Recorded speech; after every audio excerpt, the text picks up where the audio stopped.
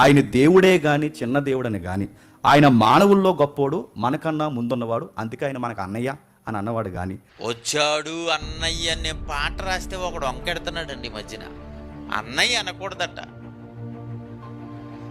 మరేమన్నాలి? యేసుక్రీస్తుని అన్నంటే తప్పు ఎందుకు వస్తా చెప్పు? యేసుక్రీస్తుని అన్నయ్య అన్నందుకు తప్పు పట్టే పరిస్థితి వచ్చిందంటే నీకు తప్పేంట్రా? తండ్రి ఆయన. ఎఫెసీయులకు రాసిన పత్రిక 4వ అధ్యాయము, ఎఫెసీయులకు రాసిన పత్రిక 4వ అధ్యాయము 6వ వచనం, అందరికీ తండ్రి అయిన దేవుడు ఒక్కడే. అందరికీ తండ్రి అయిన, అందరికీ తండ్రి బాబా యేసుక్రీస్తు కాదండి అంటాడా? ఇక్కడ మాట రాయాలి. ఏమన్నా అందరికీ అనొచ్చు, కానీ యేసుక్రీస్తుని తప్పించేయాలి.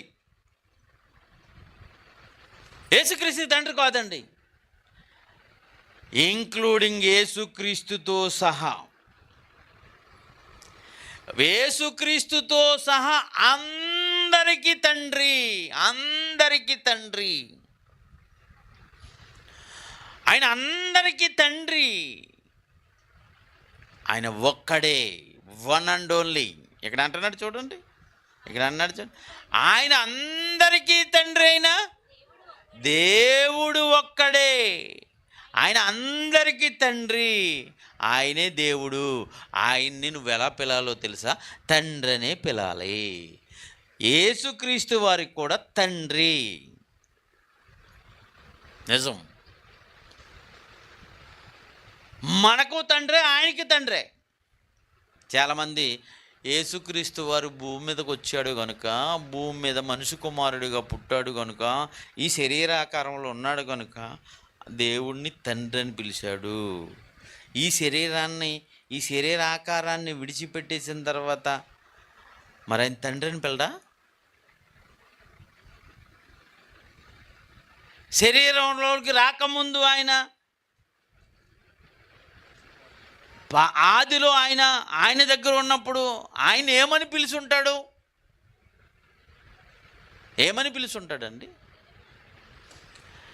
యోహాను సువార్తలో ప్రార్థన చేస్తున్నాడు కదా, తండ్రి లోకం పుట్టక మునుపు నీ యొద్ద నాకు ఏ మహిమ ఉండెనో ఆ మహిమతో నన్ను మహిమపరచు. అంటే ఈ శరీరాన్ని విడిచిన తర్వాత, శరీరం రాకముందు ఎలాంటి మహిమ ఉందో, నాకు శరీరం ఇదిగో భూమి మీదకి వచ్చాను 33.5 సంవత్సరాలు ఈ భూమి మీద బ్రతికాను. ఈ భూమి మీద అందరి కొరకు సిలువేయబడతాను, సమాధి చేయబడతాను, 3వ రోజున తిరిగి లేచిపోతాను. అయిపోయింది, శరీర పాత్ర అయిపోయింది. అప్పుడు తండ్రి నీ యొద్ద నాకు ఎలాంటి మహిమ ఉందో అలాంటి మహిమ కావాలి. మన వాళ్ళు కొంతమంది వాదన చేసినట్టుగా ఆలోచన చేస్తే, యేసుక్రీస్తు వారు పోని శరీరంకి రాకముందు దేవుణ్ణి తండ్రి అని పిలలేదేమో, మనకు తెలియదు. కాబట్టి అక్కడ సంభాషణ దేవుడు రాయించలేదు. ఏమని సంభాషించుకున్నారో వాళ్ళు అది రాయించలేదు కనుక అది తెలియదు అనుకోవచ్చు. ఇప్పుడు యేసుక్రీస్తు వారు ఒక మంచి మాట అంటున్నాడు, లోకం పుట్టకముందు నీ వద్ద నాకు ఏ మహిమ ఉండేనో, ఇదిగో ఈ శరీరాన్ని విడిచిపెట్టేసి, అంటే ఈ శరీర సంబంధమైన ఈ జీవితాన్ని ముగించుకుని నీ దగ్గరికి రాబోతున్నాను, ఆ మహిమ కావాలి. అంటే యేసుక్రీస్తు సమాధి చేయబడి తిరిగి లేచిన తర్వాత ప్రారంభంలో ఉన్న మహిమ యేసుక్రీస్తుకు వస్తుంది, ఆ స్థితి యేసుక్రీస్తుకు వస్తుంది. అంటే యేసుక్రీస్తు చనిపోయి సమాధి చేయబడి తిరిగి లేచిన తర్వాత తండ్రిని పిలిచాడా, ఏమని పిలిచాడు అనేది మనకి తెలిసిపోతే, ఆ ముందు ఏమని పిలిచేవాడు మనకు అర్థమైపోతుంది. ఏమని పిలిచాడు? యోహాను సువార్త 20వ అధ్యాయము, యోహాను సువార్త 20వ అధ్యాయము 17వ వచనం, యేసుక్రీస్తు మరణించి సమాధి చేయబడి 3వ రోజున తిరిగి లేచిన తర్వాత యేసుక్రీస్తు వారు పలుకుతున్న మాట. అంటే లోకం పుట్టక ముందు ఎలాంటి పరిస్థితి ఉందో ఈ శరీరాన్ని ముగించిన తర్వాత అదే పరిస్థితి వచ్చింది. తిరిగి లేచిపోయాడు, మహిమ శరీరం వచ్చేసింది, ప్రకృతి బంధించలేని శరీరం వచ్చేసింది ఆయనకి, పరలోకానికి వెళ్ళిపోయే శరీరం వచ్చేసింది ఆయనకి. అంటే లోకము పుట్టక ముందు ఉన్న మహిమ వచ్చేసింది. అప్పుడు లోకం పుట్టక ముందు ఎలా పిలిచాడో చనిపోయి తిరిగి లేచిన తర్వాత కూడా అలాగే పిలవాలి. ఎక్కడేమని పిలుస్తున్నాడు, ఏమంటున్నాడు, దేవుణ్ణి సంబోధిస్తున్నాడు చూడండి. యేసు ఆమెతో, నేను ఇంకాను తండ్రి యొద్దకు, అంటే చనిపోయి తిరిగి లేచిన తర్వాత కూడా తండ్రేనా? ఆలోచించండి. చనిపోయి తిరిగి లేచిన తర్వాత కూడా తండ్రే. అంటే లోకము పుట్టక ముందు యేసుక్రీస్తు దేవుణ్ణి ఏమని పిలిచాడు? తండ్రి. తిరిగి లేచిన తర్వాత అదే పిలిపిస్తున్నాడు కదా. ఏమని? నేను ఇంకను తండ్రి యొద్దకు ఎక్కిపోలేదు కానీ నన్ను ముట్టుకొనవద్దు, అయితే నా సహోదరులు, యేసుక్రీస్తు అంటే నా సహోదరులు ఎవరు?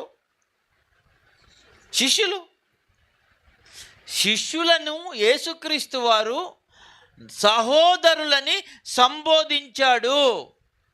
ఎప్పుడు? తిరిగి లేచిన పోనీ శరీరంలో ఉన్నప్పుడు అనుకుంటే అన్నాడు, ఏమన్నా అనుకో. యేసుక్రీస్తు తిరిగి లేచిన తర్వాత అంటున్నాడు అన్నమాట, నా సహోదరులు. వచ్చాడు అన్నయ్య అనే పాట రాస్తే ఒకడు వంకెడుతున్నాడండి ఈ మధ్యన. అన్నయ్య అనకూడదట, మరేమన్నాలి? ఆయన అంటున్నాడు నా సహోదరులు అంటున్నాడు. దేవుడు అంటున్నాడు నా జ్యేష్ఠ కుమారుడు అంటున్నాడు. ఇది ఒక నాకు పెద్ద కుటుంబం.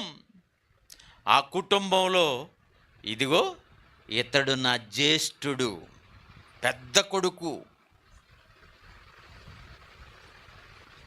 ఈయన నా పెద్ద కొడుకు. ఆయన అంటున్నాడు నా సహోదరులు. ఏమండి, యేసుక్రీస్తుని అన్నంటే తప్పు ఎందుకు వస్తా చెప్పు?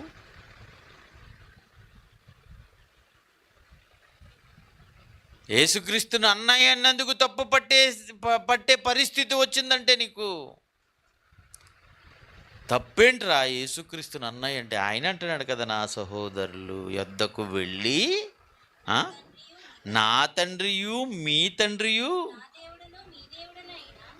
తండ్రి అంటే మళ్ళీ ఏదనుకుంటున్నారేమో, నా తండ్రియు మీ తండ్రియు అని మళ్ళీ మీకు డౌట్ వస్తుందేమో. నా దేవుడు మీ దేవుడునైన వాని యొద్దకు నేను ఎక్కిపోవచ్చున్నాను అని చెప్పమ్మా, వారితో చెప్పమ్మా. ప్రియమైన దేవుని పిల్లలారా, దేవుడు మనకి తండ్రి అయితే, మనమందరము ఆయన కుటుంబంలో సభ్యులమైతే, తన పిల్లలమైతే, దేవుని పిల్లలమైతే మనమంతా, ఇది దేవుని కుటుంబం, గాడ్స్ ఫ్యామిలీ ఇది.